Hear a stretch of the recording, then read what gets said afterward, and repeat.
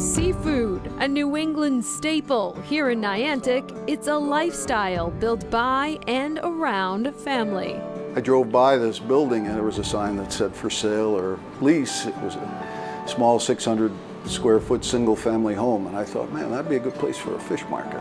That was 40 years ago. Paul Formica bought the home with a $25 deposit, more money than he had in his bank account. And went back and said to my wife, you know, hey Don, we're gonna open a fish market. She said, do we know anything about fish? I said, we'll learn. On December 23, 1983, Flanders Fish Market would open its doors. Paul and his wife Donna, who was a server at another restaurant, learned on the job. I looked at the cash register and I didn't have any money. So I called my wife and said, how many tips did you make last night at work? She said, $41. And that's how we started. So this was the original kitchen before you expanded. This little tiny space is well, this was, you know, this was a kitchen for a small single family home, right? 600 square feet. Today, nearly 10,000. A brand new kitchen, expanded fish market, and a full-service restaurant.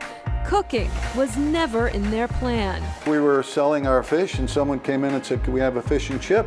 I had a tabletop fryer later that cleaned it out, plugged it in. He said, well, I'll make some fries. So I cut that up, fried the fries, fried a piece of fish out of the fish case and handed it to him. He said, where are we gonna sit? They would have 4 kids.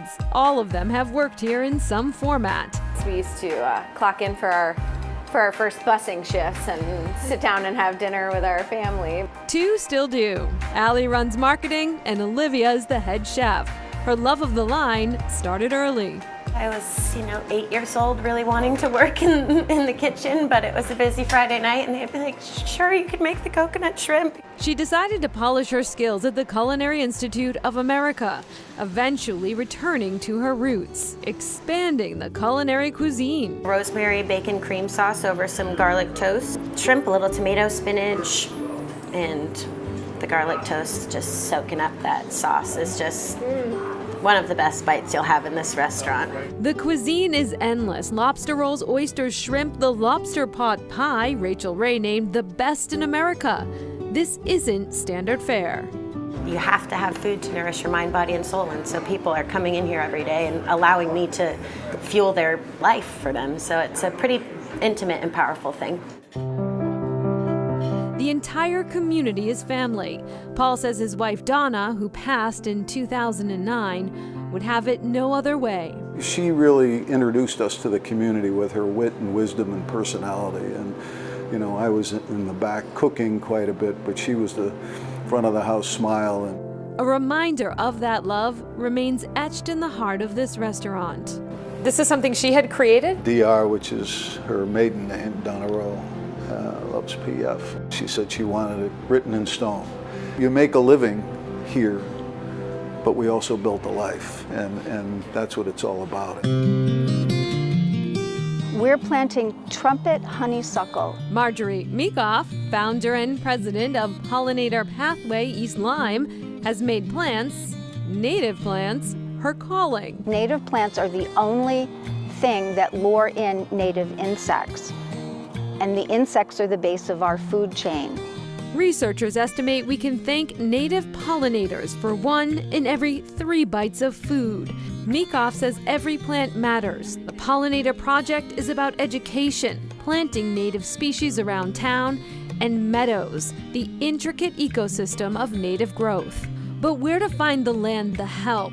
Here in Niantic, in what first seems a very unlikely place. I was reading about some pollinator pathway initiatives in my own town, and I was like, that is really neat. And then come to think about how much land we have here at York. Warden Trina Sexton and Meekoff, part of 2 very different communities, have collided in complementary goals.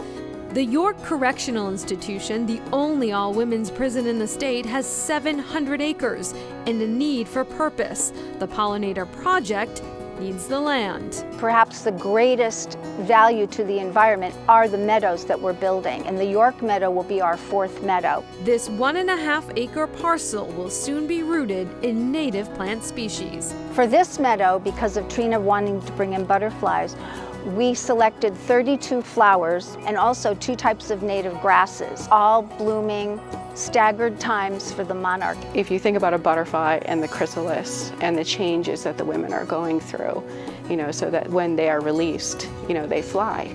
And it is a deeper, very symbolic meaning for the women. The York Prison originally opened in 1918 as the Connecticut State Farm and Reformatory for Women. At one time, the prison's dairy was the second largest producer of milk in the state, and gardening was part of the program. And back to the Flanders Fish Market, the family has actually just opened its 3rd location with another restaurant in Niantic. Still ahead, where the stars got their start.